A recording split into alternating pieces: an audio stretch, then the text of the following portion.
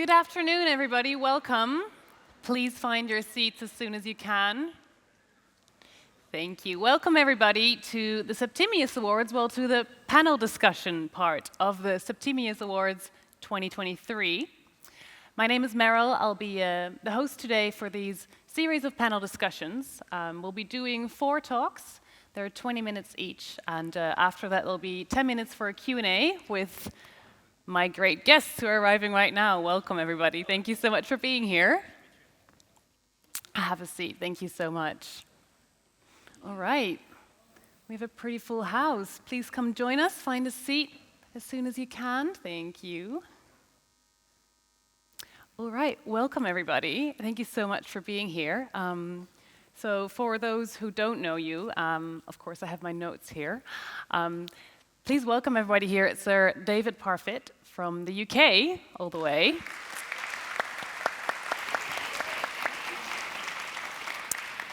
We have Sir Fu Maltha from the Netherlands here with us as well. Okay. And Sir Alejandro Monteverde from the States. You arrived today, or is it? I mean, is this works? Yes. Can you hear me?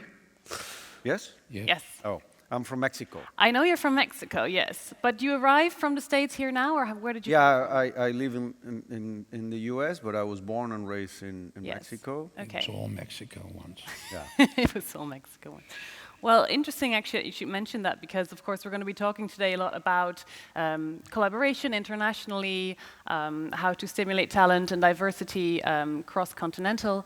So I was wondering, I read somewhere that you got an award for being an outstanding American by choice. Is that correct? Yeah. So can you tell us something more about that? How did you become, first of all, American by choice? That's already a bold Yeah, I choice. still don't know how I got it. I must be that I went to America as an immigrant with nothing. I washed dishes. I waited tables. And then I got into film school knowing no English. So you can do everything. You don't need to speak English. And then I won the Toronto Film Festival. And as a result of that, maybe the president thought I was a good candidate. And the FBI called me and asked me if they could do a background check. And I said, no. I was terrified of the background check. Okay. You never know what you can find. But you don't say no to the FBI. So then I get a call and say you were chosen for the president to speak about an immigrant that comes here, that wash dishes, that make movies. I say, okay.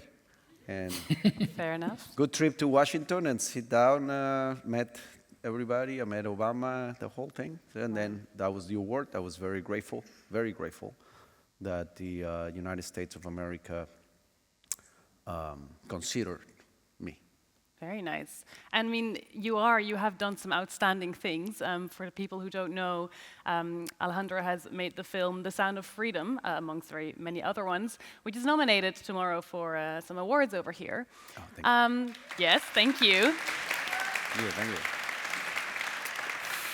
I believe it's coming out next month in the Netherlands, but it's already been released for a few months in the States. Is that correct? Yes, it's came out in the States on July 4th. It's the prohibited date for independent films. And we came out against Indiana Jones and Mission Impossible. Wow. And we were #1. Beat both of them. Wow. Thank you. And today I found out that we're #1 in all Latin America. Wow, congratulations. So a small movie with a lot of heart and a lot of controversy. Can you tell us some more about the controversy surrounding this film? It's very weird controversy. It's not normal controversy. Okay. It's made up controversy. But it's a controversy that fueled the audience to defend the film. Are you familiar with the film, the Spielberg film, the war movie? Who's the Saving Private Ryan. No, Saving Private Ryan. There is a scene in Saving Private Ryan where you have the lead actor, Tom Hanks. Thank you. Hey, filmmaker. And he had a tiny gun fighting this big tank with a big, cannon. And he's all wounded. He's shooting through the end of the film. He's dying. That's how I felt. I was Tom Hanks, and the tank was the corporate media. Right. Just throwing the biggest accusations that I could ever hear. And I'm Tom Hanks, and all of a sudden the tank explodes. And I look back, and the planes is the audience. The audience came and fought the media. Can you give us an example of the accusations? I don't want to speak bad about journalists, because there are some really good journalists. I have friends of mine, really good. What makes a good journalist is somebody who takes their time and do not get influenced by the collective thinking. Very dangerous. A journalist should and must be objective and should not be influenced by collective thinking. So the accusations began about telling lies about the film, but sloppy, not the good journalists, the sloppy journalists, because they did not do the research.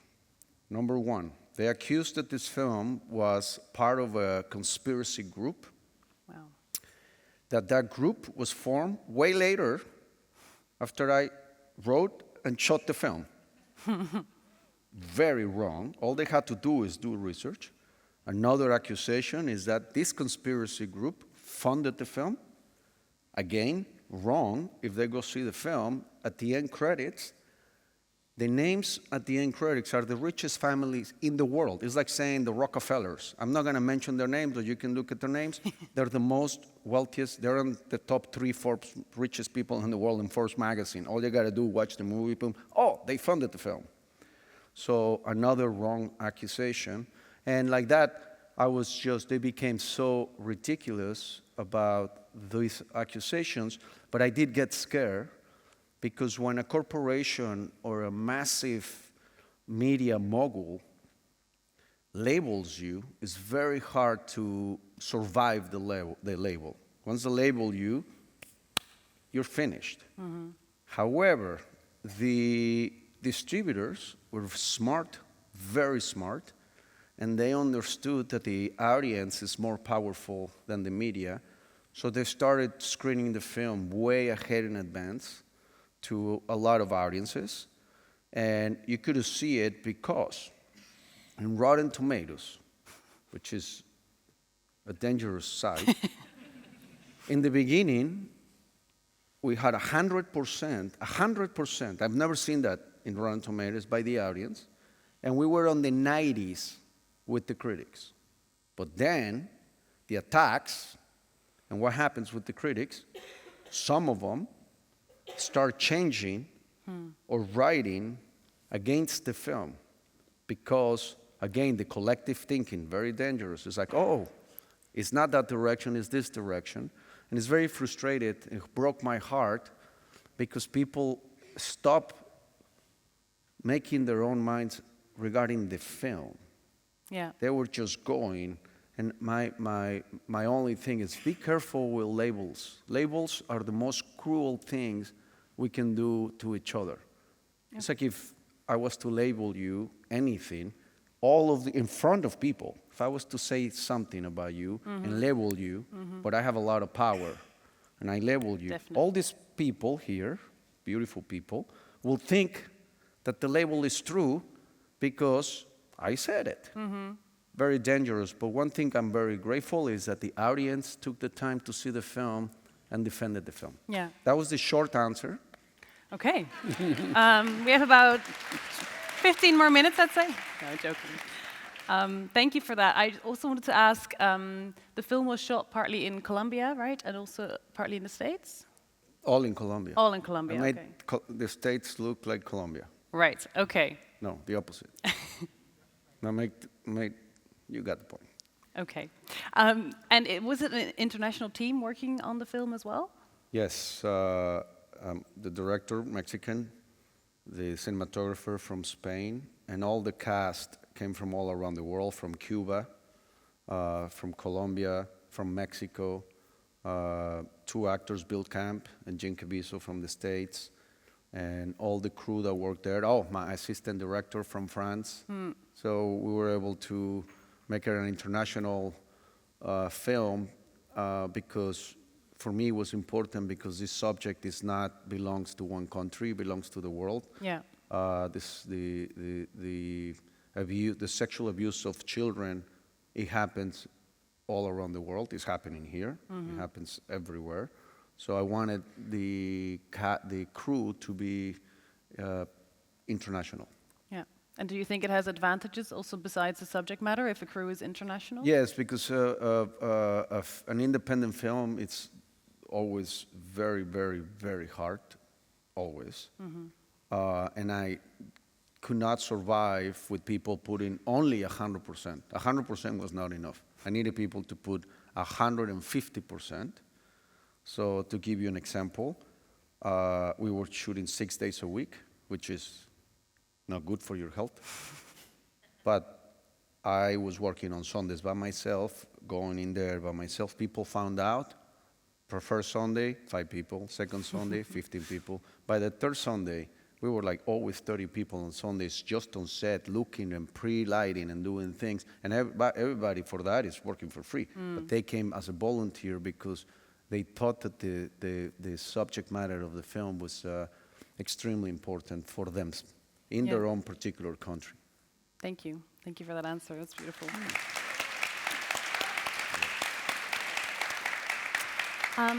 Let's move on. I'd like to ask you, Sir David, a question. For those who don't know, David Parfitt is a producer, has many, many films on his CV, and a previous chairman of the BAFTAs as well.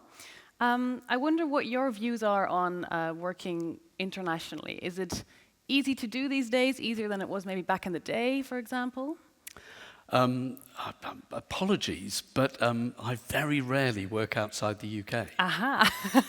I work on co-productions out of the UK, but we've worked a little around Europe over the years, but basically everything we do is based out of the UK. Okay.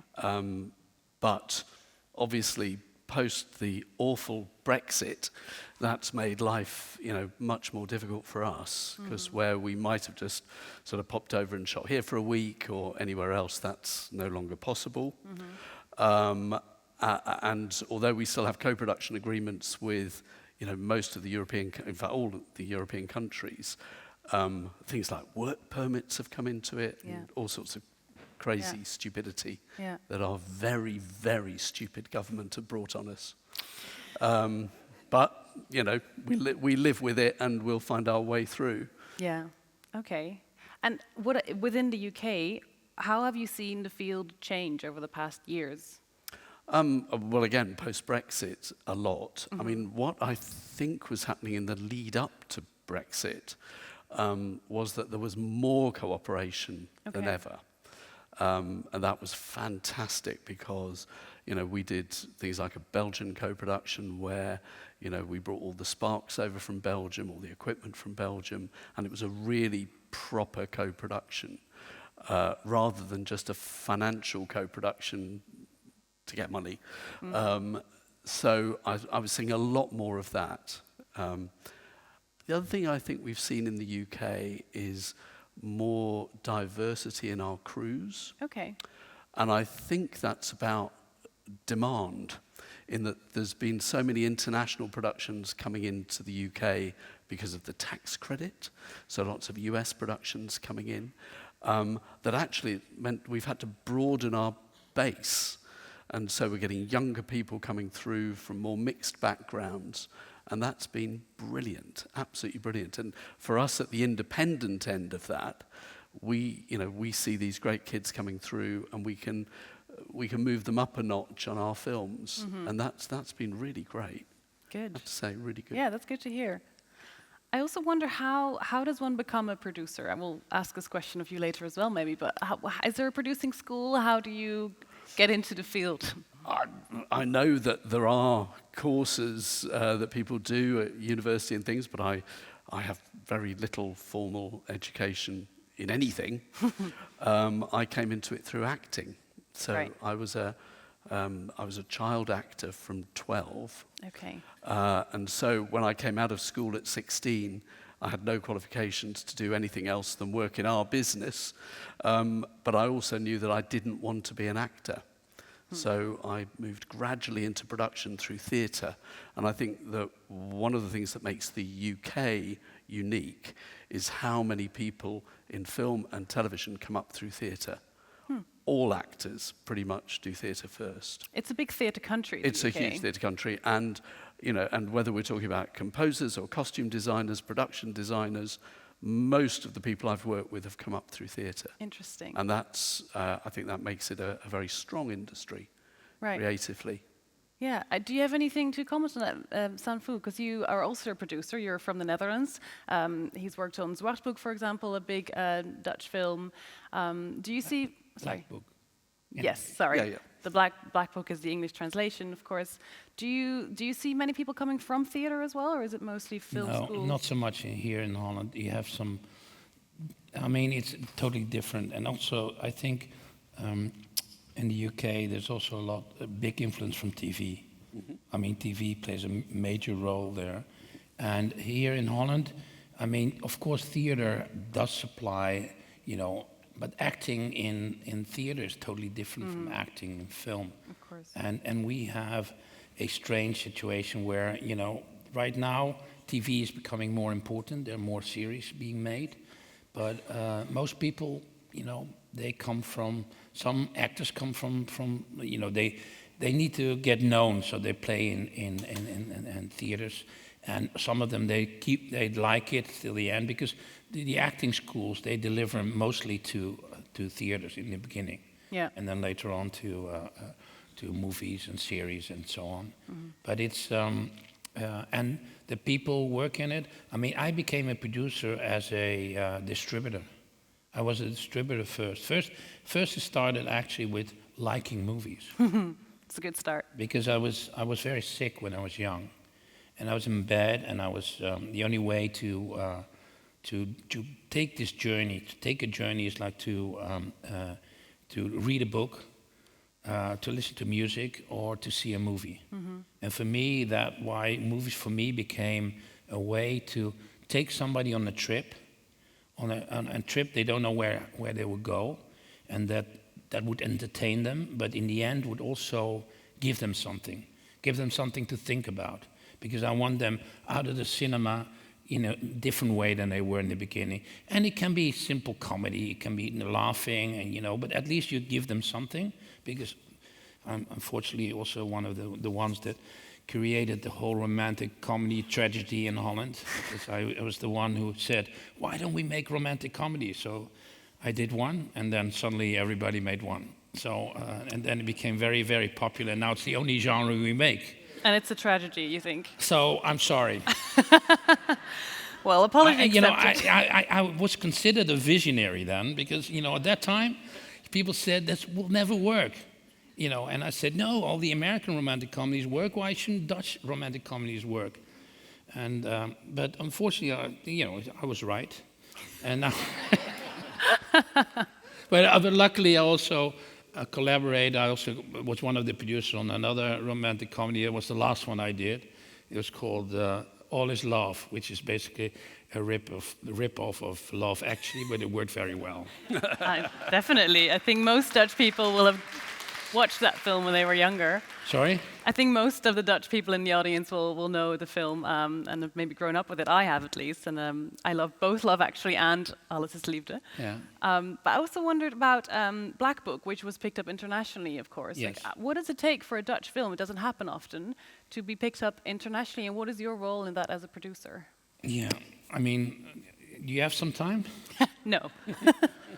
Basically, what happened is there's this one director in Holland that is very famous, and it's called Paul Verhoeven. Paul Verhoeven in Dutch. And he was making films in the US and was successful, but then a little bit, maybe less, or he had some films that didn't work. So the last one he did was, I think, The Invisible Man or something. And basically he wanted to go back, and he already had this, was working on this script together with the writer that always wrote his scripts when he was here in Holland. All these big Dutch films, Soldier of Orange, all of them were written by him. And basically he had a script. He already worked on it from the time that he did Soldier of Orange, which was a big, famous Dutch film. And but at that time, there was Holland wasn't ready for this film, because Soldier of Orange is still sort of a black and white hero story. But this is not a black and white hero story. So he worked on it, and he had to change the character. And when he came to me, the script was almost ready. And he came to talk to a lot of people. In the end, he ended up with me, even though we disagreed from the start, of course, with a lot of things. But anyway, luckily, I convinced him in a way to change a few things, not a lot, a few things. Anyway, we worked on it, and then it became already an expensive film. It was a war movie, but we had in the end, I think almost 90 shooting days, which for a Dutch film is enormous. And Or everywhere is enormous. yeah, but I mean, I learned one thing as a producer. It's it's maybe an open door. Maybe everybody knows it from the beginning, but I didn't. So how much a film costs depends on the view of the director and how he shoots a movie, because you can tell a story in one way, you can tell a story in a different way, and the way you use the camera, and it all takes time. And when I was working with him, I knew that he was, the way he did it was totally different. You could see that he picked up, maybe he already knew, but I didn't know here in Holland, but at least he developed it further on in the States and came back. And it was it's a monster of a movie. And I was there trying to hold it up because everything fell apart. The German financier, first of all, Paul got kind of a heart attack. And so we had to stop. And then it turned out Real heart attack. He had to have this stent installed, and he had problems with his heart. Oh, wow. And basically, the problem, normally you're insured, but I had one of the other producers, who was also the line producer, was sort of to make sure that, everybody was, when you get insured in Holland, you have two ways to do it. One is to get a checkup, and the other one is to send in papers that you're okay, and you have to fill it in, and then if they have it, then it's okay. I personally would have never done it with his age, considering his age, to do the second, to do the latter. Okay. I would always done the first to check up, but we didn't do it. He didn't send in the papers, and then we had the problem. I lost about 800,000 euros. Wow. So then we had to start again. And then when we finally financed it again, first of all, the Belgian producer stopped working, so I had to find another Belgian producer. New contract. I had a UK co-producer. In that time, it was still possible. It was just before Brexit. Still possible now. Yeah, but you don't get any money. By the way, you almost never get any money, because the funny story about this is that it was the lottery money. Yeah. And actually, the guys who ran it at that time were people that were either partly Dutch, or their family originally came from Holland. They were used to be my colleagues because I worked for Polygram, and Robert Jones was my predecessor. Yep. And then the guy who was there, who helped him, was also Dutch, but he didn't like the film. They said, no, it's old-fashioned. We don't do this. Okay. But anyway, making a long story short, I found another German producer. I had to find another Belgian producer. The German producer basically went to jail, the chairman, and so I didn't get the money. Okay. But you were going to tell me how it did make it internationally, right? When are we getting to the part where it makes it internationally? What makes it international? Well, how did it become a success? How do I get in it? the end? I mean, in order to make films, Basically, I hate co-production. Okay.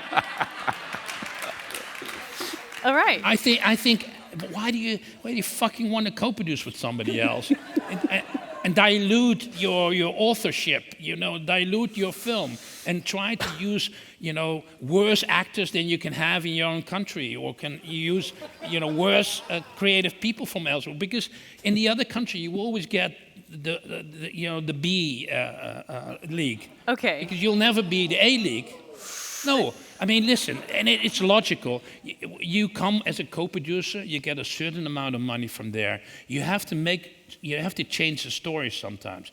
In Black Book, we took the money from where it was logical. I mean, in Holland, it's logical to do a co-production with Belgium because half of the country speaks somewhat the same language as we do. Mm-hmm. So that's natural.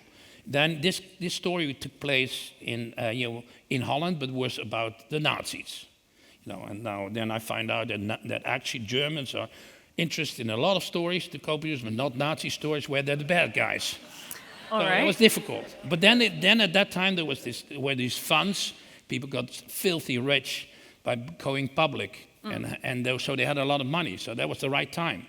But then these people, they committed fraud, so they were put in jail, and so I didn't have any money. But anyway, Germany was logical. Part of the film takes place in Israel, so I had to go to Israel. Right. This is also not easy, I can tell you. And then we shot. The studios were all in, because all co-productions come with regulations. You have to shoot a certain amount of days there. You have to use creative people from there. So that's what we did. And the big problem is, and also post-production deals, is that it's all interesting in the beginning because they give you a quote. It's based on what you have. Mm-hmm. But if you have a director like Paul Verhoeven, some things change sometimes. Is that a director thing in general, or is that just Paul? No, it depends. It depends. I say if he's a good director, things will change. Okay. Fair. Which I, by the way... If he's not a good director, things won't change. Okay, well... Change is part of making a good movie. Yeah, but then there's change and there's change. And I'm talking about the second change. Yeah, I thought so. That's the good change. The first change is okay. The second change is the best. If there's anybody here in this audience who is interested to become a producer, I'll give you a little warning. Because that's what it is. You have to adapt. If you're any way autistic, don't do it. If you any way have ego, don't do it. Because if it's good, it's the director. If it's bad, it's the producer. So basically, don't have an ego, and be flexible. Always be... Always side with the director, always? You always have to decide openly with the director and then find ways to manipulate them so they do what you want. All right. I mean, do you have any advice to add to this great piece of wisdom over here? But actually, going back a stage, I would say you're absolutely right about forced co-productions, where people are sort of chasing little pots of money or post-production funds. It's a nightmare. You should never do it. And there was, I did a TV series called Parade's End for HBO and BBC about 10 years ago. And when I got on board, it was a UK, Irish, Canadian co-pro, but not a frame of it was set in Canada or Ireland. It was set in the UK, in what we call the home counties around London, and a bit of Yorkshire, and northern France or Belgium. So I looked at it and went, well, this is really stupid. Why would you go to these countries? Why are we trying to find bits of Ireland that look like the rolling hills of southern England? And so we changed it to a Belgian-UK co-production, and it worked beautifully. Okay. So go follow the creative, don't follow the money. Yeah. Don't follow the money. I agree. One thing I would like to add that is always a disconnect. It's anyone can make a movie. Anyone. Literally, all of you can make a movie. On your iPhone. On your iPhone. Yeah. Now, very few people can do the vision of a movie. So when I work with producers, I'm not interested in budgeting the film. I say you're wasting your time. budget the vision. In order to budget the vision, the line producer needs to talk to me. They always do these budgets, and then they show them to me. And I say, is this budget based on what? Whose vision? The line producer's vision? Whose vision? Yeah. So that's a massive disconnect. I found the great producers, and I'm sure they're on the great producer side, they're focused on the vision of the project. I always said, when they're like, you went over budget, which I've never do, I always go under budget because they never ask what the vision cost. I'm like, well, you budgeted that film, particularly on that. The vision always cost this much. I was willing to budget the vision, but some producers, not the good ones like them, the bad ones, they're not interested on how much the vision cost. You can make the same movie for $1 million or $100 million, same particular film. So for me, I always invite all the problems, I always say you're going to pay it on the front, which is way cheaper, or you're going to pay it at the end, which is way more expensive. Fix it on the page, fix it on the actual line producing, get the real line producer. I feel people underestimate line producers. They can break or make your movie. Because if that number, if they say, well, this movie costs $9 million, when in reality it costs 12, those $3 million is never going to be 9. It's always going to be 12. So that's one of the things that I see when things get a little bit out of control. But I agree with you, with change, a lot of the times there is not 12. And also, you're back to 9. And also, not talking about you, of course, but there are also directors. There are directors, a lot of directors that want to cover their ass. And what does cover their ass mean? It means that some of your millions are lying on the editing floor, not literally anymore, but basically they shoot too much. Well, now let me tell you why it's not me. Yeah. I shoot my last film, which was the opposite, very dangerous way of shooting. Yeah. The whole film was choreographed. Oh, great. It took us 1 month to edit the film. 1 month. There was no editing. Even if you wanted to edit, there was only one way to edit the film. It was the assembly was the final cut. And that's how the masters used to shoot. One of my greatest influence teachers is Andrei Tarkovsky. The way he shot, and then eventually a lot of other follow-up, but a lot of directors were not allowed to edit. So myself, a lot of the times, I didn't like how the editor was taking up my vision. And I decided to now, from here until I die, I'm only going to shoot a way that movie can only be edited one way. Now, it's very dangerous, because if it doesn't work, there's no fixing it. So sometimes the producers don't like it. But if you do all of your mathematics, which it takes pre-production, to me, it's the most important part of making a movie. When somebody tells me, the way I make a movie, I ask, how long do I have of prep? And if they say 8 weeks, I say, it's not for me. It's going to cost you way more money. If you invest a little bit more money on the prep, and you go there, and you don't explore, you execute, it's a complete different way of making films, but the movie, it's already made. I told on this last movie I shot, no Sound of Freedom. Sound of Freedom I shot at old school. It took me 2 years to edit. My new movie, it took me 1 month to edit. Wow. See the difference. But it's a little bit there's a lot of risks that run with that, but if you really put everything and it's ready. So I always said, I told the investor, I said, I could die tomorrow. This is before we start shooting. And you'll have the exact same movie as if I was in there.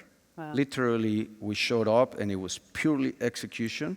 The actors were all rehearsed, because the rehearsal, it's all about, it's not the camera moving, it's not 1917, it's the actors positioning themselves and dancing with the camera, just like the master of Tarkovsky did, which was it's a different way, but I agree with you.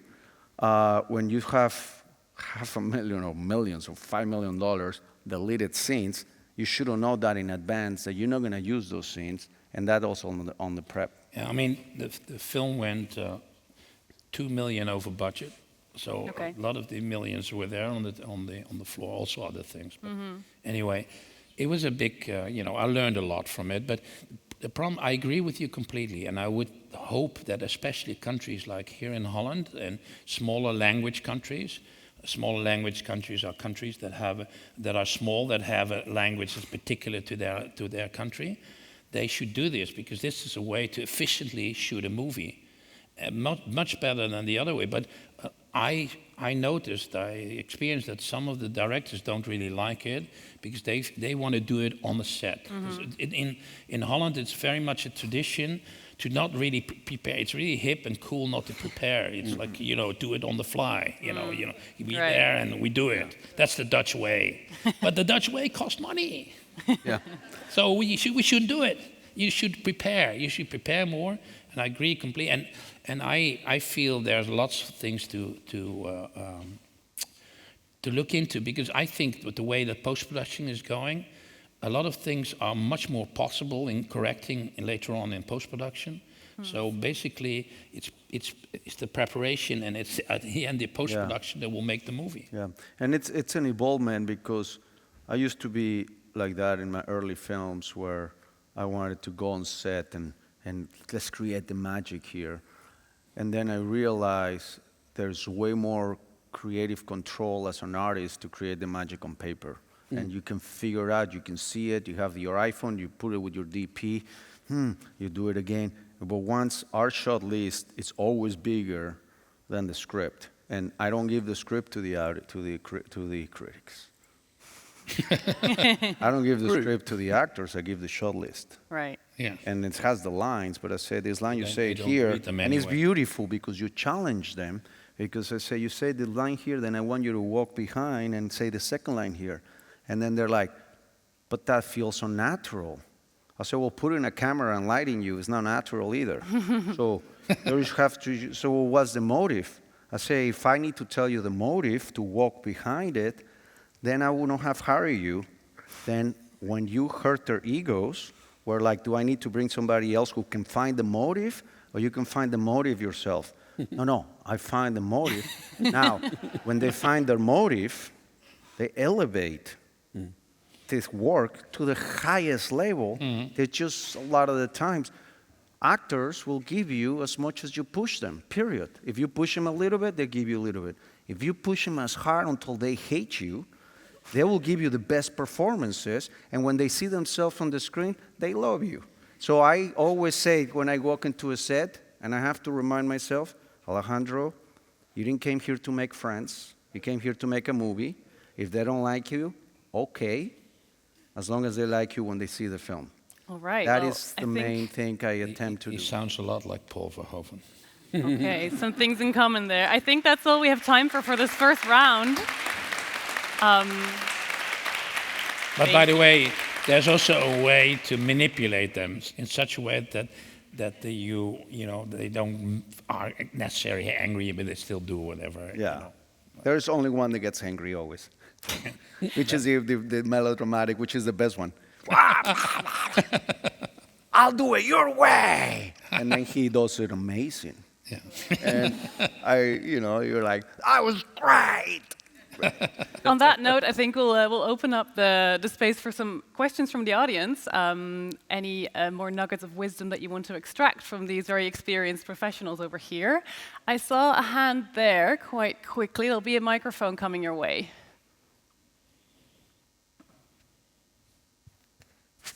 With Sound of Freedom, one question is, how did organizations that support against human trafficking respond to the film, and also the people who have been trafficked themselves? And how did you feel when your film got shelved for so many years? Did you ever think it would be released? Okay. So 2 questions, right? So the first one was, which one was the first one? How the response of human trafficking organizations. Yeah, so I and can victims. talk you about my personal experience. I am no expert. It's funny, because when you make a movie about something, people think you're an expert. I'm making a movie about tennis, and I've never held a racket. So my answer to you, I can only speak from my personal experience, and I have gotten myself personally some emails from organizations that help fight human trafficking or that help victims to be incorporated back into society. And they told me that after the film, they're receiving so much money. People finish watching the movie, they go online, and they feel moved to try to be part of a solution.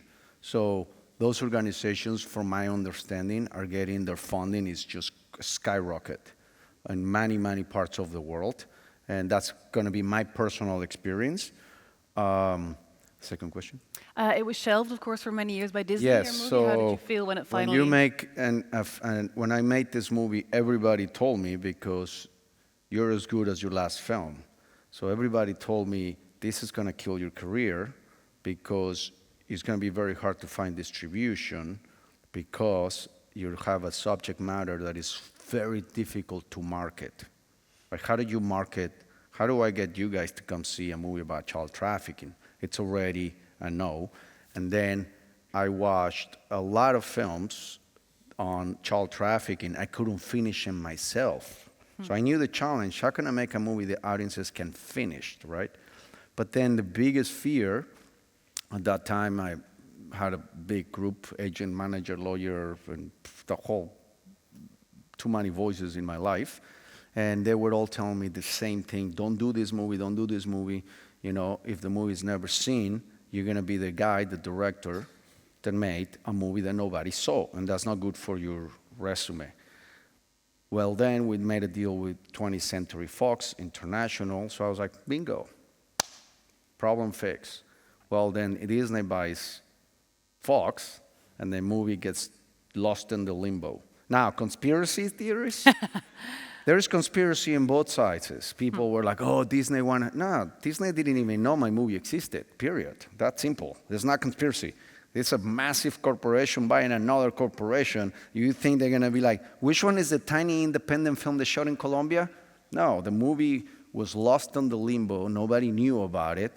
And that took us around a year to try to buy it back. We don't have the money. We raised a little money. We buy the film back. And after we buy the film back, COVID. And on COVID, they're like, well, theaters are closed, and the only movies that people want to see right now, because they're depressed, is they want to see uplifting comedies, happy movies. Your movie is the opposite of it's an uplifting film, inspirational, but because they didn't take the time to see it, they just labeled it. My movie has been the victim of every label. The only one that is missing is that The Martians made it, which will come in soon. But every other label, it came in. Even the people that didn't see it, it's like, oh, it's depressing. Have you seen the film? No, but child trafficking is depressing. Yeah, but I made a movie about child trafficking that is not depressing. You know, one of my most inspirational films I've ever seen in my life was Schindler's List. I don't say that movie is depressing. It's a hard movie, heavy movie, but I actually left inspired because he questioned, what am I doing in my life to elevate other people? You know, it's like this guy was sad because he could have sold his car and saved one more human soul. So here, it was the same journey until eventually the film was forgotten, and then I fall into that category where like, okay, my career is over. And by a miracle, I got offered another film. Don't know why. And I made that movie, and I told the movie was finished. The other film was finished, locked distribution. We had a release date, which is supposed to be in November. And then when this movie was forgotten, the distributor picked it up and decides to come out on July 4th, which I mentioned is the hardest month to come out. Comes out, becomes the #1 film in the summer in America, that it started affecting the other movie that I thought it was going to save my career. So the other movie pushed to March 8th. By the way, March 8th, that one is coming out internationally. But it was a very roller coaster. I went from my career is over to like, no, it's not. It is, it's over. No, it's not. And it was that journey where I don't shoot commercials, and then all of a sudden they started calling me, hey, there's a commercial open, but I know you don't shoot commercials. I say, I do now. Thank you. I think that's all we have time for now, but We will, in our next panel discussion, we'll still be talking to Alejandro and David, so you'll have time for more questions then, because we're running a bit out of schedule if we keep going now. So for now, I want to thank you very much, Fu, for joining us today. And yeah, you'll be around later. We can talk. There's some networking. And Thank you. thank you very much. Thank you. Thank you. Thank you. You're not done yet. I'm very sorry. Oh, okay. I am very sorry. We are going on to our next panel, which is with the two of you, but we're inviting two new people on stage as well. Could I have Ray Blinker and Jenny Beavan on stage, please? Thank you. Hi, Jenny. Hi. Very nice to meet you. Hello, darling. Me and him go way back. Hi, welcome. Welcome. Thank you so much for joining us. Ray Blinker here is part of the Septimius Awards and also a producer and founder of the Amsterdam-based production company Tulsa Studios, director and founder of the Directors Roundtable and the Smart Zwart Collective.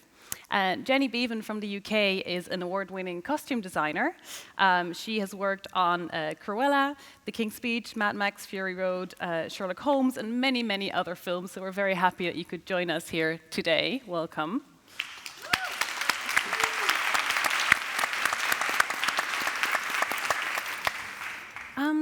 I'd like to start with you, Jenny. Is it okay if I call you Jenny? Oh, absolutely. Please. Thank you. So we've heard from producers, from a director, and you're a costume designer, which is a very different part of the industry, of course, and you have a lot of experience. How would you say costume designing today is different from how it was, say, in the 80s or 90s? Or Well, the basic job is exactly the same. You're a storyteller, and I'm a storyteller with clothes, and you follow the script and the director's vision. The actual doing of it, in my experience, has changed hugely. Partly the amount of people you have on a crew, even on a low-budget film. When I did Room with a View in 85, I think in Italy there were 4 of us. Me, William Pierce, Eleanor Politi, and John Bright sometimes. And basically, we not only dressed and undressed all the principal actors, we also did the whole of the crowds. wow. I did all the women who hated wearing their black costume. Brutte, Jenny, brutte. Desperate to get out of them. But now, I mean, my crews are just enormous. So in one way, that's brilliant because it gives a lot more people work. Mm-hmm. And in other ways, of course, it's just more challenging in a way. And also, of course, the other reason it's changed so much is the internet, mobile phones, the whole communication. I mean, we worked up a call sheet and it had to be right. You know, there was no way of changing it unless they made endless phone calls to your landline if you were there. Right. And now, of course, they can do whatever with, and you're all supposed to be attached to mobile phones and iPads and beyond, you know, which, of course, I was brought up with one Bakelite phone in the hall, and now I have 2 mobile phones, an iPad, 48 computers, and whatever. Yeah. So it has changed, but the basic essence of the job is exactly what it always was. Okay. And do you work on international productions much, or is it, like David, mostly UK-based? No, I work all over the world. Right. I was in Australia most of last year doing another Mad Max. Before that, Budapest, Prague, during the pandemic, when we could start working again. Before that, I think I might have been in England. But definitely Namibia for almost a year. And do you notice any changes then, like different continents having different protocols, strategies for costume? I think what's funny is in every country you know exactly who the sparks are, you know exactly who the props are. They could be Indian, they can be African, they can be English, but there's something about them, isn't there? I mean, it's just so funny. And I think costume are all a bit the same in every country. What I find wonderful though is the skills that the different countries bring to the job, particularly Australia and Namibia. Okay. You know, what people brought to the creative. Because I don't design every single thing. I rely on my crew Of course. to bring their ideas, and I try and support them and encourage them and obviously guide them. But, then you're waiting to see what people will come up with, and that's incredibly exciting. Yeah. Or can be. Imagine. Yeah, definitely. Thank you. Moving on to Ray, welcome. Thank you for being here. I'm curious to hear about your experience as a member of the Directors Roundtable, and you launched the initiative Smart Zwart. Can you tell us a little bit about that? The Directors Collective is a platform for filmmakers who look like me, black filmmakers in the Netherlands, because I feel the need that we need to get to know each other better, and to share our stories, individual and collective. And it started like 2014, and there are more than 80 members, filmmakers, youngsters, and older.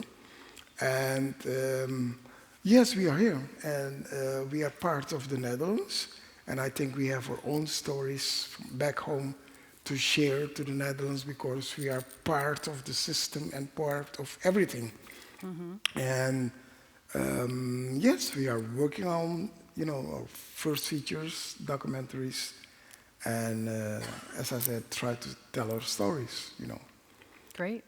And Smart Collective is a society club for black intellectuals to talk about politics and our stories, our problem, and to help the Dutch film to establish and to share information and, try to get the story right,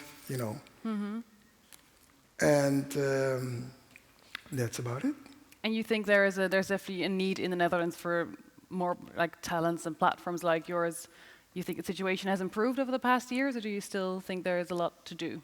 Well, the thing is, back in the days, there were not much black directors or filmmakers, writers, who are member of the Dutch society system. One, I think sometimes they think it's, the fee is too high for them. And the other one is that when you become part of an organization or a society club, there is a need. And when you become member, you feel that there is something that you can learn from each other. And yes, and if you don't feel right and you don't feel like you're one of them, it's become difficult. And I started the Black Smart Collective to know each other better and to try to, to put Holland on the map international. And we just started, and How long has it been going for? the collective is like 10 years. Okay. And the Directors Roundtable is 14 years now. Yeah, okay. And so you're saying you need to find each other also as people of color to work together and to collaborate to make yourself heard. Yes, exactly. Exactly, yeah. And do you think that's already happening more in, for instance, the United States compared to the Netherlands, or? Yes, that's for sure, because there's a Black Filmmaker Foundation started, I think, 30 years ago, and I was a member of it in New York. Right. And I met Spike Lee once, and we met on the elevator in the Cannes Film Festival. Then I was telling him about that I'm a member of the Black Filmmaker Foundation. Then he said, "Why don't you start your own in Holland so we can work together?" I came back to Holland and started the AFF, the Afro Filmmakers Foundation. Okay. And we didn't succeed in the sense of, I don't think after all that Holland was ready enough to understand us and to help us become the filmmakers we wanted to be. Because, still it's not easy for black filmmakers in the Netherlands to make their own movie and to produce, write their own movies. And it's still a hard way, Yeah. Okay. Yeah. And hopefully there will, there is a change. Yeah, no, of course.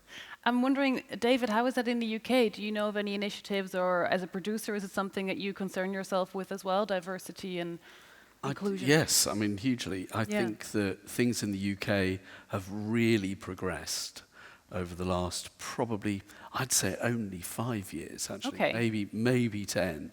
But I think people are now much bolder with their casting decisions. And it's a mixture, really, between just being imaginative in casting, which is great, but also a certain amount of blind casting, which works for particular productions too, especially in theatre. Right. But also with things like Bridgerton, which is, you know, a hugely international, successful international production. So yes, I think things are changing, and they still need to change more. But probably we've got more work to do on the crew side of things than we have on the acting front, perhaps, at the moment, I would say. But it is happening. Good to know. And it's long overdue. I have an alternative perspective. Okay, let's hear it. Doesn't necessarily goes against what I'm hearing. It's a compliment. It's not. But for me, I came to a country and a university I was the only Mexican. I entered into the class and I look around and I was the only one with a darker skin. In my head, I could have figured out, wow, I'm the minority, or I am going to work 10 times as harder as this guy to get what I want. Now, what happens when you work 10 times harder than the people next to you? What happens? You stand out. So there's a basketball player. I'm really bad with names. You already knew I was trying it. Basketball player that died in a helicopter. Kobe Bryant. I saw an interview, and they say, "What makes you better?" He said, "I just train harder than them. I have no talent. I just work harder than them. They train one time a day. I train 3 times a day." So for me, when I arrived and I saw all of them, and I was the only one dark skinned with the worst English, or barely English, if not any English, in the room, for me, I did not want to play the victim. I said, I'm going to work 10 times harder than these guys. And as a result, I watched more movies. I trained myself more. I was working when the class was finished. I was buying my own books, which I think my books were better than the books that they were teaching there. So I was just finding books. And I started reading. And when it was time to make our first short film, mine, obviously, not because I'm talented, just because I work harder, it broke everything. And I got sponsored by Panavision. I don't know if people don't shoot film anymore, but at that time, it was film stock. I got sponsored by Panavision, Kodak, and Fuji. But Fuji and Kodak said, you got to pick. So even it was a bidding war, I picked Kodak because they gave me more film stock. So I went in that path, and next thing you know, I was directing and having all the people in my class working for the minority, which was the Mexican in the class.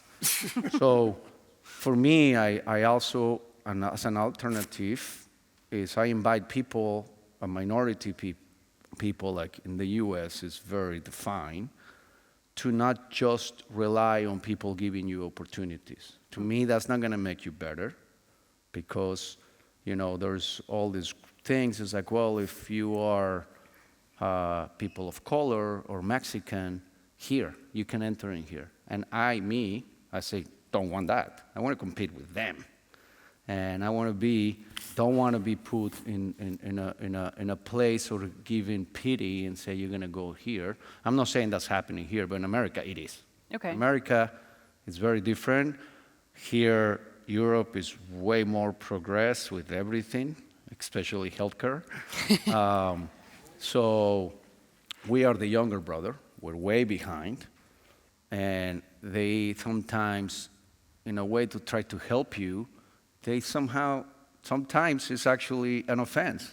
It's Would like, you agree? Any comments from? I think there's something. I'm just talking America. Of course, no, it's very interesting. Thank you for sharing. Don't bring it here, but in America, that was my experience. I mean, I think that's terribly true. I remember my daughter at school saying to me one day, Mum, she said, I'm not as clever as my friends, so I have to work harder. And it actually has stood her in amazingly good stead. But I think in England, there's a great thing about nepotism in the film industry, but actually it's the children of people who work in the film industry who know what a very tough world it is to work in. So, because I know there's a great thing of diversity in crews, as David was saying, and we in costume we quite often get Europeans or Australians, Americans, but not very much from our own black community. And I wonder if it's because, in a way, they don't know about what the opportunities in the film industry are, because culturally in England, the black families where I live in South East London, and we're very diverse in South East London. Yeah. I would imagine their parents, if they want them to progress academically, want them to be doctors or lawyers, not necessarily go into the dodgy world of the arts. And I'm not sure how much they go to see the arts anyhow, and you've really got to start young. Because I remember being taken to the theatre when I was 10 by my grandfather and just totally falling in love. I had to be. But, if you're not taken to things and you don't see stuff, it's all television, I'm not sure how much they know. And I'm speaking off the top of my head because I don't go into schools a lot anymore. Yeah. But it's an interesting sort of thought about how absolutely right, I people think. learn and become, and I think as middle-class white, and both my parents were musicians, I come from the arts anyhow. Right. So I was very lucky in You're all my exposed to it, right? So that, Yeah. But, I mean, to add to that, it's really interesting. Everybody thinks that, you have the three amigos, which is Alejandro González Iñárritu, Cuarón, and Guillermo del Toro. Three great filmmakers. They all come from Mexico.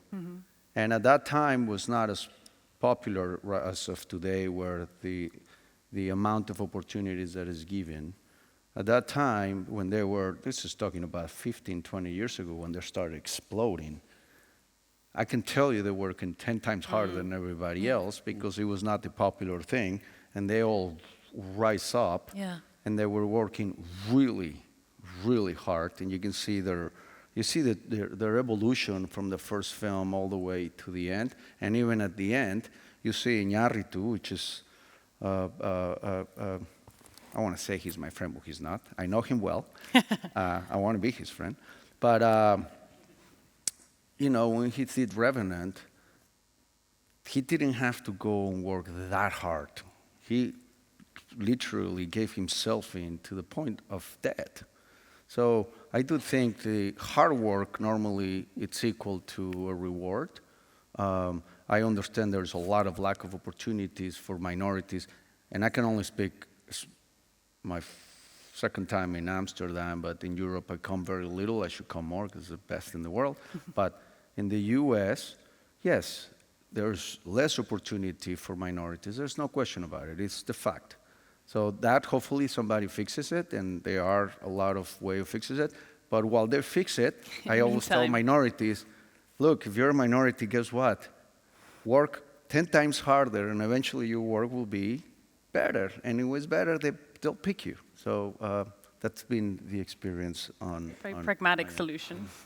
But I think to Jenny's point about education, certainly in the UK, I was asked to be a governor at a school near us, specifically to show minority parents that you could go into the arts and you didn't have to be a dancer, a singer, or an actor. There are real careers in the arts. We are the fastest growing industry in the UK. Wow. We employ hundreds of thousands, millions of people overall. And it's a real career. And there is that thing, I think, in the ethnic communities in the UK where people are starting to do well, that really you should be a lawyer or a doctor or something. And I partially agree with your point about theatre too, but it goes back to my point in the first session about how England still has a lot to do with theatre over everything else, and that although I think certainly, maybe ethnic minority kids are certainly watching TV and film, we are not getting them into theatres, and that's a huge challenge for us. And then one other thing, sorry to go on, no, but it's okay.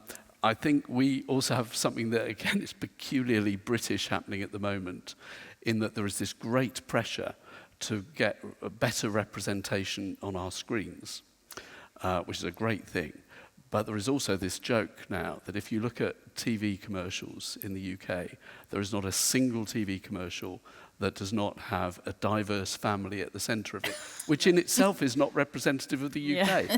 But of course, the people making those decisions are the white TV executives, the white advertising executives who are at the top going, we're in trouble here.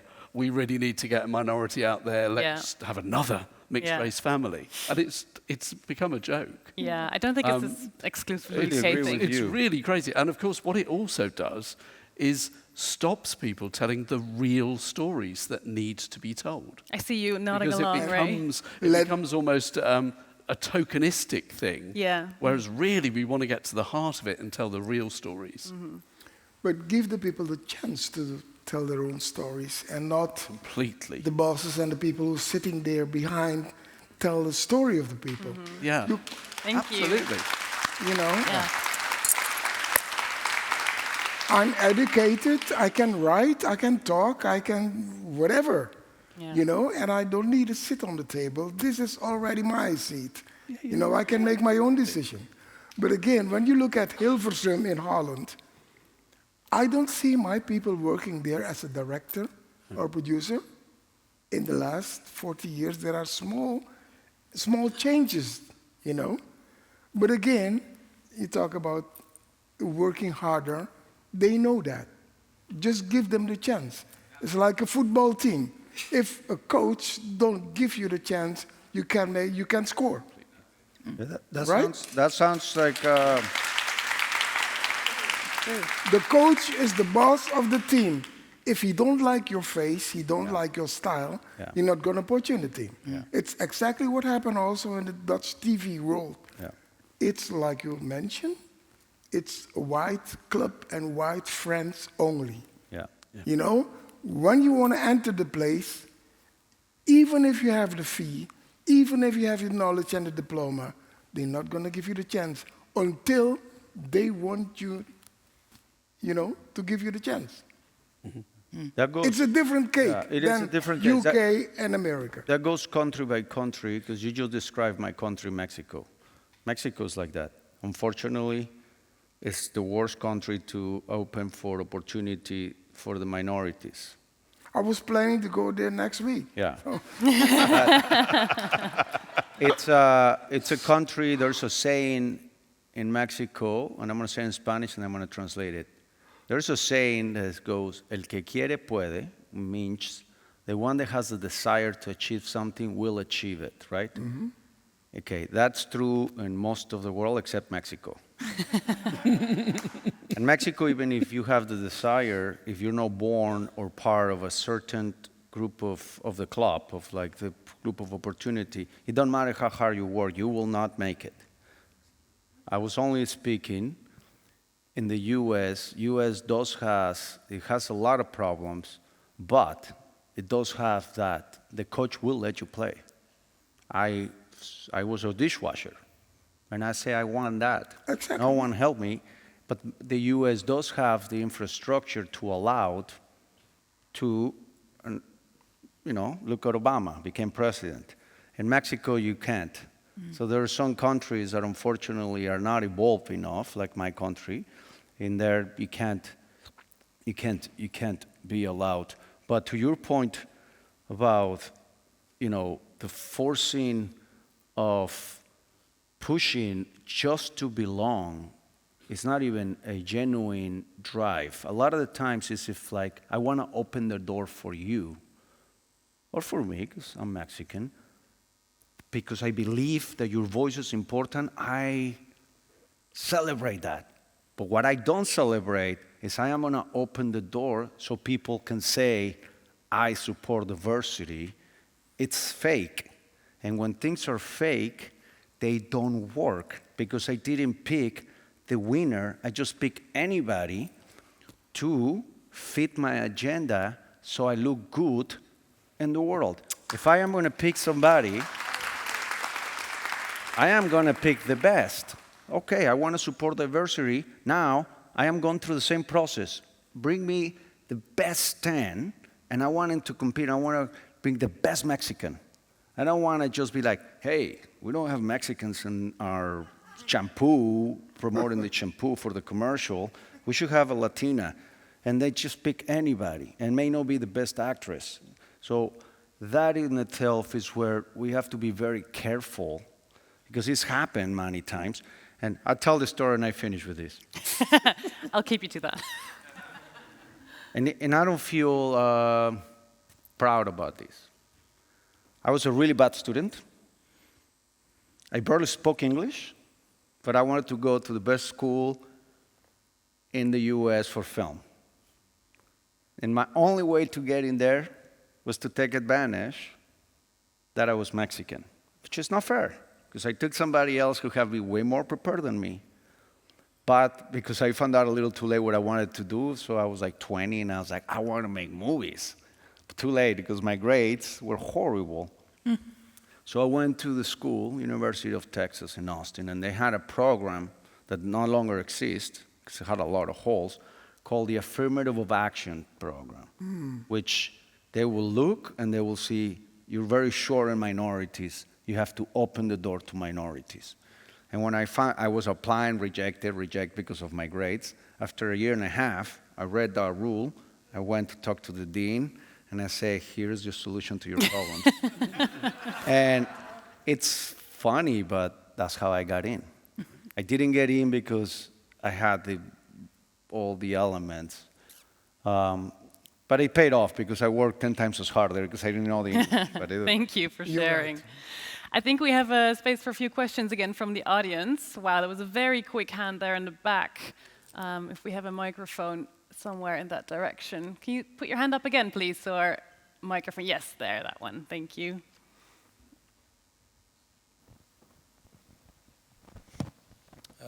Mine's not a question, it's more of a comment. All right. I've sat here for the last half an hour listening about minorities. I don't believe there are minorities. And if there are, the white Anglo-Saxon Protestant is the minority. All right, interesting viewpoint. I think we'll take a next question, please. Over there, yeah. Thank you. This is just a comment. Here we Okay, now go. we're in the comment. No, this is the real deal. Talking about black people needing help or pity or not working hard enough, you, sir, need a little bit of education. First of all, where I come from, in America, and I am black, and I'm a filmmaker, and an educator, and an actor, and a producer, you are considered white to me. When you talk about the color of your skin being darker, you're a white Latino to me. So the opportunities that are given to you, see, you came from Mexico and came to the United States. Black people have nowhere to go in a country that we built for free for 400 years. So no matter how hard we work, as long as there are gatekeepers who say, not you, we're gonna give it to the Mexican kid who wants to come to University of Austin, which you are advocating for the very thing that you're then going against. It is impossible until, as Ray said, we have our own table. As long as someone else is choosing that Latina actress or this Asian actress, how is a white person even qualified to know what are the skill sets of Latin or Asian or black people? Black people have created every form of art that there is on this planet. We've done it all.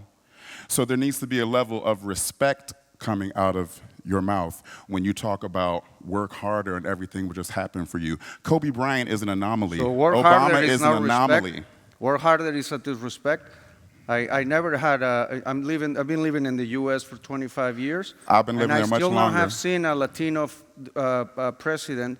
I've seen an African-American president.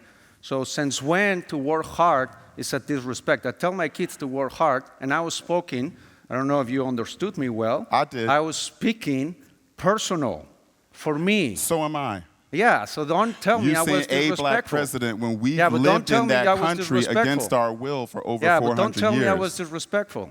All right, I think That's we have it. two very You need a different little more viewpoints. education. Not That's tell me I okay. was disrespectful. So that's to me. But so it was disrespectful to say that I had to work 10 times harder than everybody else. I didn't respect me. I didn't say anything about that. What you said, I felt disrespected. Oh, okay, well then Oh, okay. that was not my intent. And I'm not going to say I'm sorry because I didn't intend it to disrespect. If my personal life offends you, then I am sorry. But I had to wash dishes, my friend. I have to wash dishes. Have you washed dishes until 2 in the morning? All right, I think we can leave this discussion as it is. That's the thing. Thank you very much, both, for your very honest Sorry, opinions. my personal life disrespected you. I'm sorry. I only have one life. I'm living it this way, the best way I can. Thank you for your comments, sir. I think we'll take one more question, please. Yes, absolutely.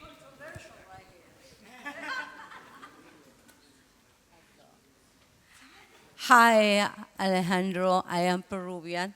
I also live in the United States.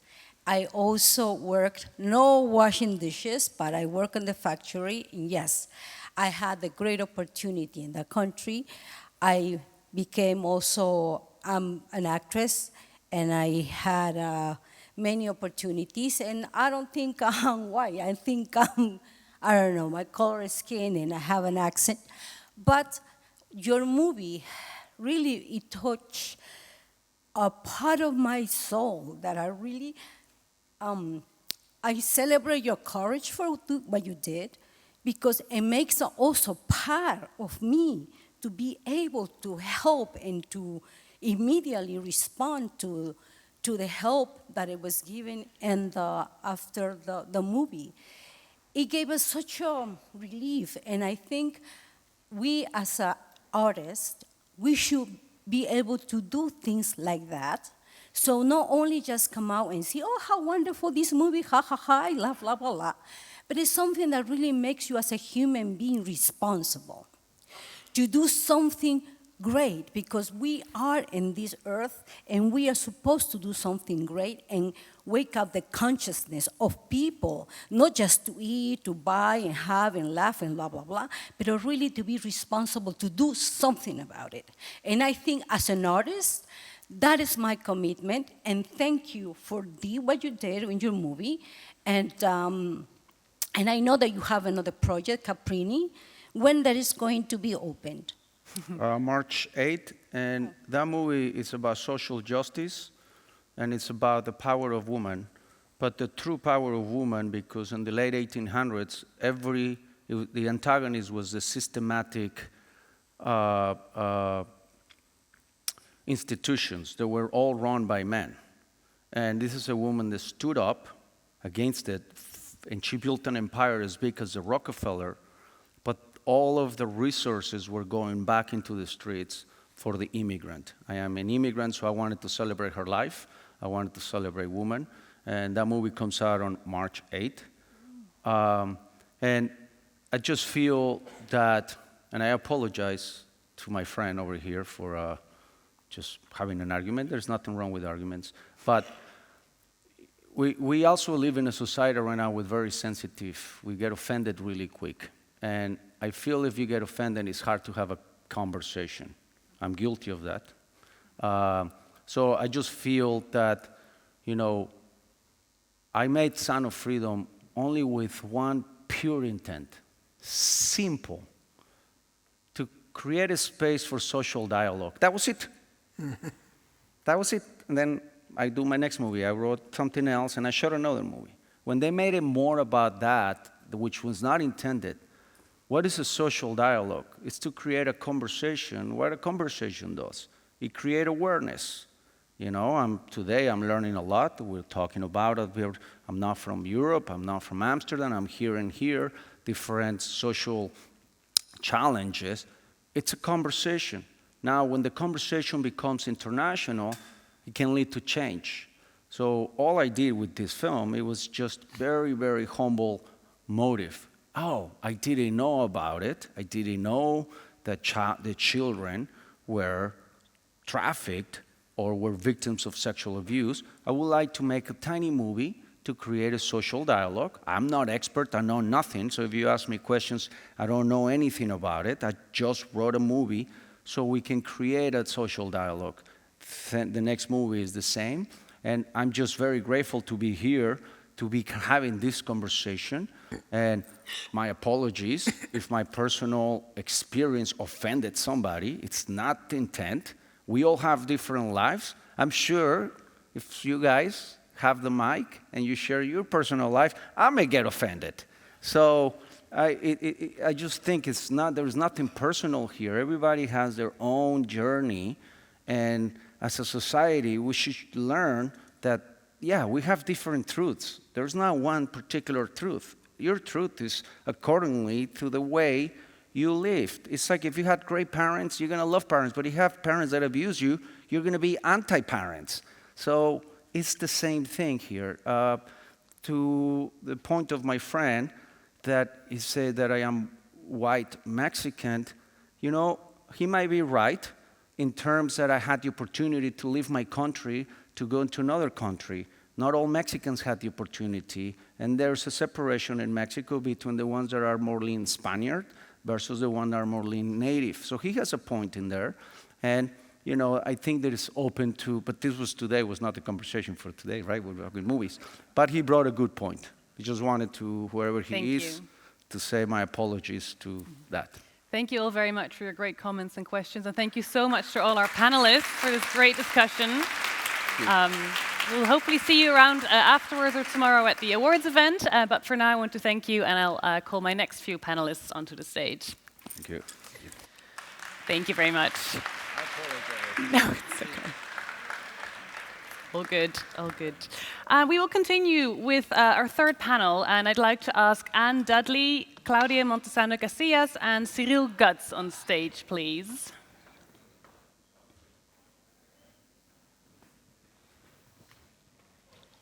Hi, welcome.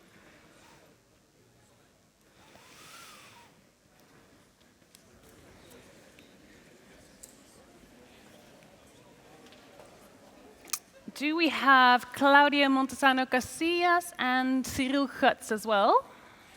We do. Great, thank you. Oh, they're being mic'd. Perfect.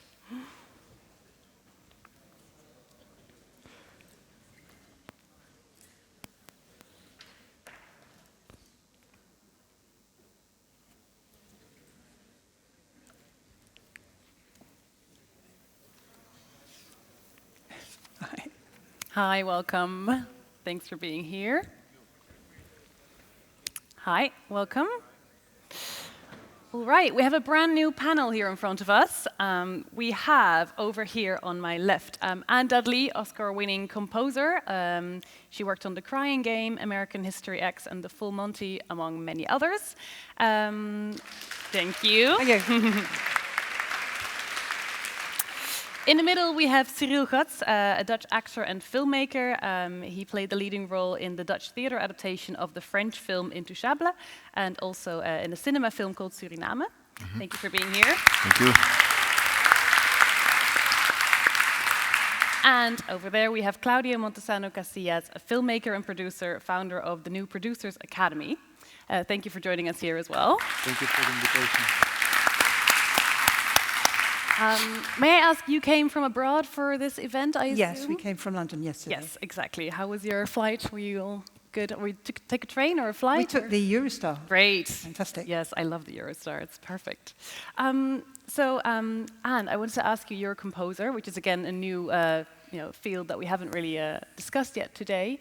And also a big topic that we haven't really discussed much is the rise of AI, artificial intelligence. And I was wondering if that is anything that you work with sometimes in creating music, or is it something that you stay far away from?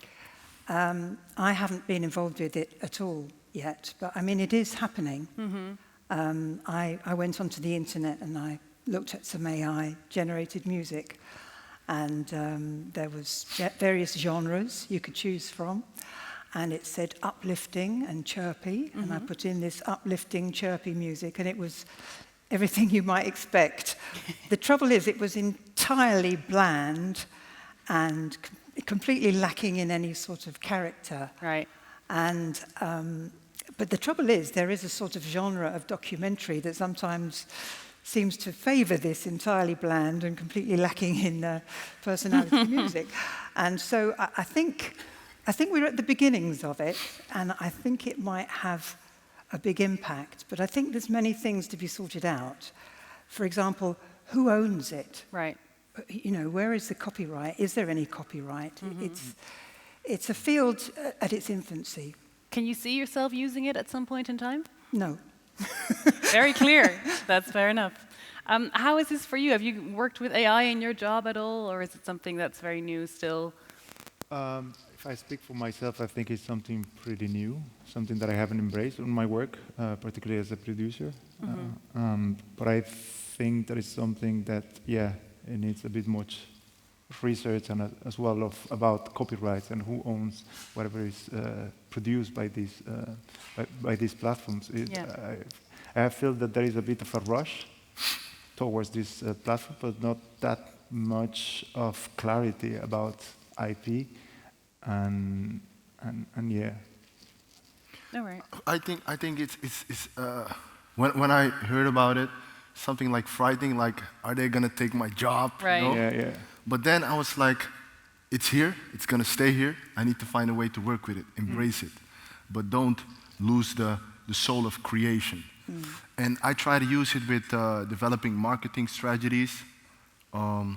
Also, like, when you develop a story, let it inspire you, but do the actual work with your soul. But it's a fun tool. You get really lazy from it. Yeah. So you said you tried to learn to work with it for marketing purposes. Anything else? Any creative things you do as well? Or? Yeah, but like developing a story, just I want to get inspired. Not that I'm not gonna say like write me a script. That's being lazy. That's not being authentic. Yeah. But maybe tell me a story about a drunken father with a drunken single father, and let's see what it's about. And then it's like having a sparring partner. You know, it's here, so you gotta embrace it. Don't fight it. Take inspiration from it, basically. Like social media. Like when you were first on social media, I'm not gonna be on Facebook or Instagram or TikTok. But now everyone is on TikTok, you know. So you gotta work with it. Yeah, fair enough. Claudio, you're from Italy, am I right? Half Mexican, half Italian. Right, okay. And where do you live at the moment? I'm based in Rotterdam at the moment. Oh, okay, great. So how long have you been in the Netherlands for? I think I have been based here in the Netherlands for the past 6 years now. Okay. And yeah, I'm very grateful for the opportunity to be here and to be part of the Dutch industry. Okay. Yeah. What are some differences that you've noticed between the Dutch and, say, Italian or Mexican industries? Well, that's a very good question, but I don't think I'm in the position to elaborate on that, because before coming to the Netherlands, I was based in Southeast Asia, Okay. between Bangladesh and Cambodia. So my experience with the industry was more towards that part of the world and less towards Italy or Mexico. Of course, in Mexico and Italy, we have amazing cinema, we have amazing filmmakers, new creatives coming up, but that is something that maybe for the future for my career, I would like to establish more, saying, I'm fluent in these languages, I would like to build some bridges with Italy, build much more bridges with Mexico, for example. But if I have to say, I take a lot from the Mexican industry, if I have to say, yeah. And why did you decide to come here? For love, my wife.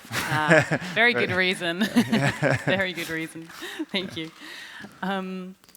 And you worked on Black Book as well as a composer, yes. right? Yeah. So was that one of your first international projects, or have you been all over the world? Yes, I think that was my first sort of European collaboration with Paul Verhoeven. Yeah. And I worked with Paul on a number of occasions since. He's really quite a wonderful collaborator. He's just the best sort of director because he loves music. He loves working with musicians, and he's very knowledgeable about music, but he gives the composer quite a lot of freedom to interpret what he might want. Okay. And so it's a very nice collaboration that we have. Nice. And how does it work on a film like that or any other big film? Is there a whole team, or are you the lead of a team, or do you work very much by yourself? Well, it's very much changed in the past 30, 35 years. I mean, when I first started, it was literally a collaboration between a composer and a director. And you would sometimes just in the old school way sit down at a piano and say, well, I've got this theme, and I think we might have cellos here or French horn or something. And now there's much more much more of a team involved. There's music editors, there's music supervisors doing whatever they do. There's producers seem to get more involved now.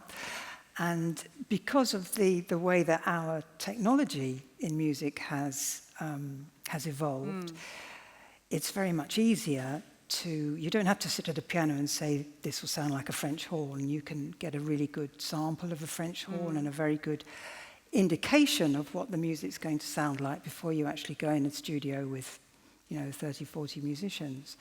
So it has changed, but essentially the job is still the same. I mean, I think looking at films over the last 30 or 40 years, there's very much more music in films Interesting. now. Okay. If you ever go back even further and listen to Hitchcock films or something like that, you'll find there's vast sections with no music at all, and then when the music comes in, it's really quite an important part of the film, and then vast sections with no music at all. And there is this slight tendency, which I fight really, of the music to become a bit of a background wallpaper. Okay. It's there all the time. I've heard somebody say that a good soundtrack is one that you don't notice, but you don't agree? No, I don't really agree. Yeah, I think you need to notice it, but it needs to feel right. If you notice it and it's turning you in the wrong direction or giving you the wrong emotions, then it's not right. Okay. I see you nodding along. I have a question. I always find like when there's like a emotional scene. Yeah. And sometimes there's music that supports it, like a piano, and I feel like I get angry because I feel like I'm pushed to cry or something. Yeah, yeah. But sometimes they go in a different direction. What is it depends on the story, of course, but how do you feel about that? It depends on the story, and I think you should try and avoid doing the obvious. Try and do something that's sometimes slightly left field. Because you're right, I get annoyed when I think, here comes the emotion, here comes the strings, here comes the piano. Yeah. It's a bit easy, that language. Yeah. It's better to sort of push the language a bit. It feels forced when you want to, to force your audience to feel certain things, right? Sure. Yeah. That not necessarily are in line with the story. Yeah. Yeah. It's good if the music has its own personality. Absolutely. Nice. Claudio, a question for you. You are the founder of the New Producers Academy. That's correct. Can you tell us a bit about what that is and why you founded it? I founded it together with two filmmakers, Loretta and Yassine, and I think at the beginning we were dreaming for a much more inclusive and diverse Dutch industry, meaning when I speak about diversity, it's not only about race, it can be also about sexual orientation, gender, education, social status. So we felt that a certain population of Dutch citizens, they were not really represented on television, not only television, but also in films. And we wanted to change that. And we thought that the position of a producer is empowered to change this, because a producer is in charge of to collaborate with directors, with his main crew. So we thought that if we will have a new generation of producers in the Netherlands from underrepresented communities, that change will come exponentially and will benefit the Dutch industry because we will bring stories that normally are not told, but very much good stories, untold stories.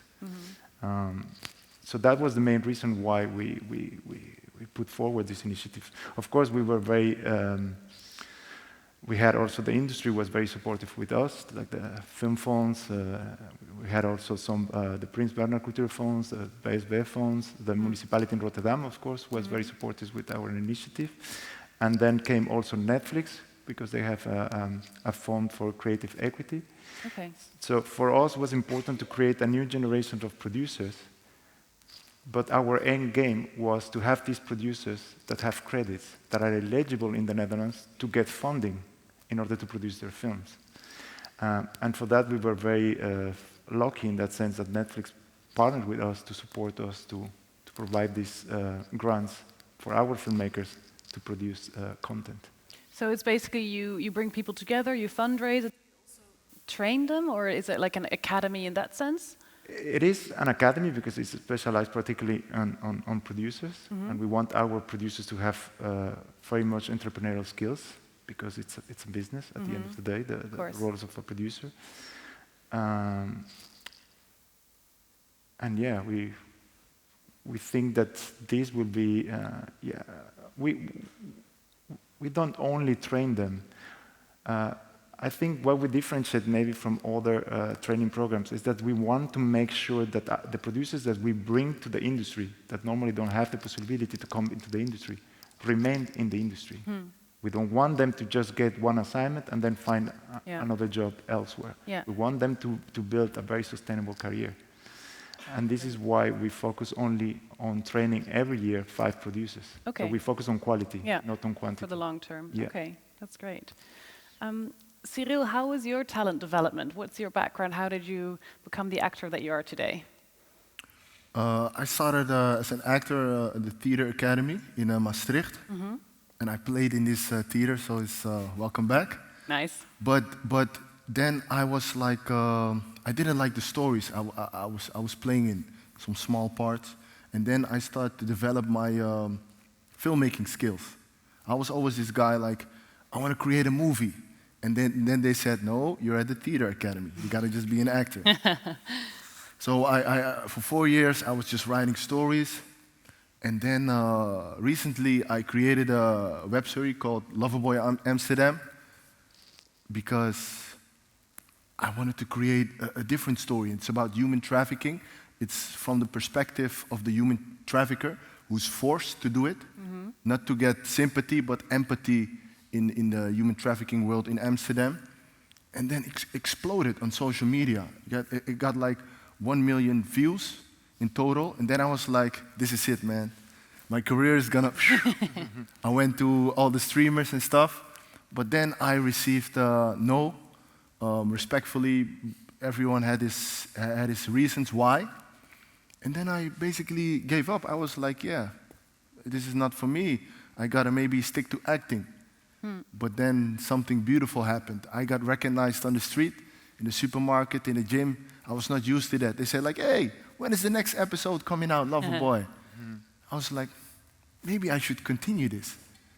And then I did something really stupid. I wrote, produced, directed, played the main leading role for the feature film. And we just finished it. And we're partnering for distribution. So it's hopefully coming out next year. Okay. But it demands a lot from your soul because you go up and down, up and down, up and down, you know, even when you produce. And it's not that I want these titles like, look at me, but if you want to tell a story, sometimes you got to tell it yourself. And it took time, but I'm happy. So that's my, I still act, but for me, I'm just a storyteller. But would you do it again, do all those roles, or was it once and never again? When I finished it, I said, never again. But then yesterday, I was like, I got a new idea. So yeah. Yeah. Nice. Thank you. And how does it work for young composers in the UK? How do you become a film composer? How do you become a film composer? Well, everybody's got a different journey. But what sort of concerns me, actually, about young musicians coming through is, where does it start? It starts with music education.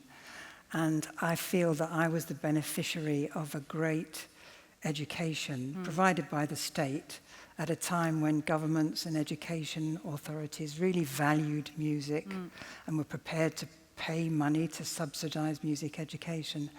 And now I think there's a great divide between the state education and the private education, and I think it's not quite the level playing field that we were able to benefit from. I mean, in many ways, young film composers have many more opportunities because there now are lots of courses at colleges for film composers. There was nothing like that in my time. But you know, the fundamental equality of opportunity, I fear, is sort of going away a bit. Due to funding, basically, and money. Yeah, that's right. Yeah. Yeah, I feel like that's an issue probably everywhere. Sadly. Yeah. Question for anyone who wants to answer. Can you describe a learning moment in your career that really changed? Could be a failure, could be a very successful collaboration, anything that springs to mind. I'd be curious to know. Don't do it all by yourself. Yeah. No, for me, if I may answer that question, it's like when working on this feature film, I found really talented people, but I didn't check before if we could all work together. And then when I did this feature film, some people walked off the set and I felt powerless. Some people were not matching. It's like a team sport. And then I was like, when I'm gonna do a new movie, we gotta be a team. I think Alejandro was talking about people giving like 160%. That's like a team, but to me, and it's it's my own fault because I chose the people. It's like, oh, you're free, you're talented, let's do it. No, you really gotta, vibe with each other. Like, we're in this together, we're a family. So I paid a high price for that, and that was really a learning moment because it didn't make the filming process fun. Okay. Yeah. No, understand. It's sometimes, as you say, it's a question of communication, isn't it? I was working with a director once. We didn't have great communication, and we were in the studio, and we played this cue, and he hated it. Okay? He said, "This is terrible. I don't want this music on my film. It's dreadful, terrible." Gosh. And this is a terrible moment for a composer. Of course, yes, I can imagine. So I said, okay, I went to the toilet, And in there I thought, okay, I could walk out or I could go back and really sort it out. And I thought, I'm going back. Okay, and I went back. And it was just a small change. Really? It was one tiny thing that he didn't like. But he hadn't been able to communicate that to me. To him, it was just wrong. Right. Rather than finding a way to make it right. So I changed this little thing, and we played it. He said, "Oh yeah, that's quite good now." And it's like, well, communicate. Yeah. So ever since then, this idea is communication.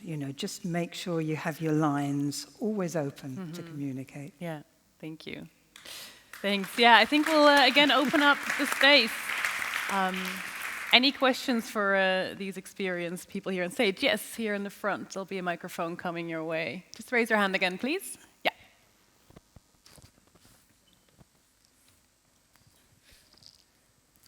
Hi, my name is Julie. I'm from South Korea. I studied in New York and worked there for a couple of years.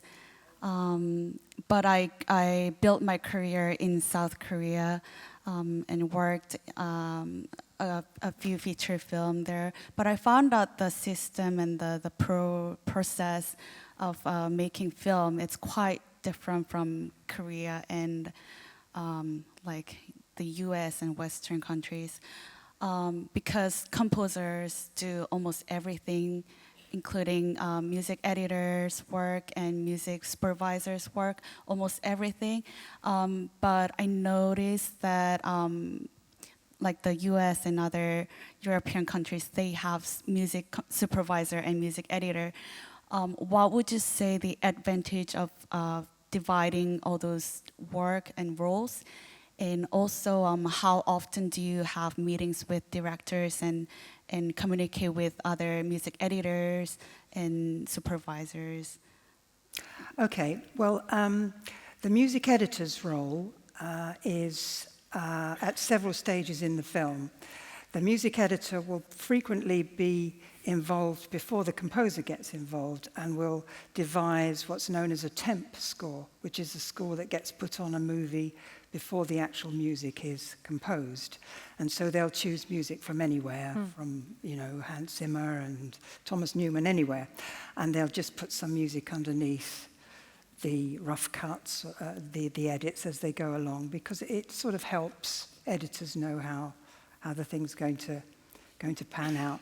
And then when it comes to the actual music recordings, the music editor will frequently be at the recording session, and they might want you to record what are known as stems. So you'll have your rhythm section, and they'll have that as a separate track, you'll have your lead instruments as a separate track, and then because the process of editing is rather fluid nowadays, shall we say, and certain directors, who we won't mention, never seem to want to make a final cut. Right.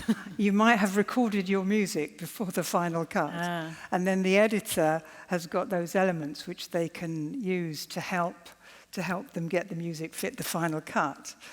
So the music editor role can be quite useful, and they can be a great partner to a composer. The music supervisor is generally the person who gets involved with choosing the songs that will be licensed for the films. And you'd be absolutely astonished at how much effort and exercise goes into choosing those tiny little clips of songs that you hear in a car or something that nobody ever really hears. And that's generally their role. I haven't really worked with a music supervisor who's supervised the score. I think it's a misnomer, really. I think the actual term is probably not quite the right expression. And I think second question was, how often do you meet with a director generally? Oh, lots. Usually I would read a script and then talk to the director, and then we see a rough cut together and talk again, and then I start working on some demos and tracks and things, and meet again, and very much a continuing process right through to the final mix. Thank you. One more question from the audience? I think we're good, or... there, sorry, yes.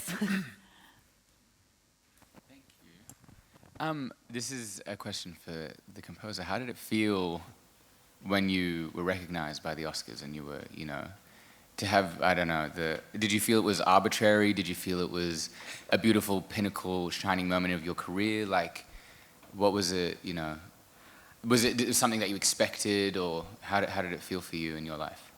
Well, I won the Oscar for the Full Monty, which, when we were making it, we had no expectations at all that it would be a successful film. There was a joke going around that this is going straight to video, if you remember videos.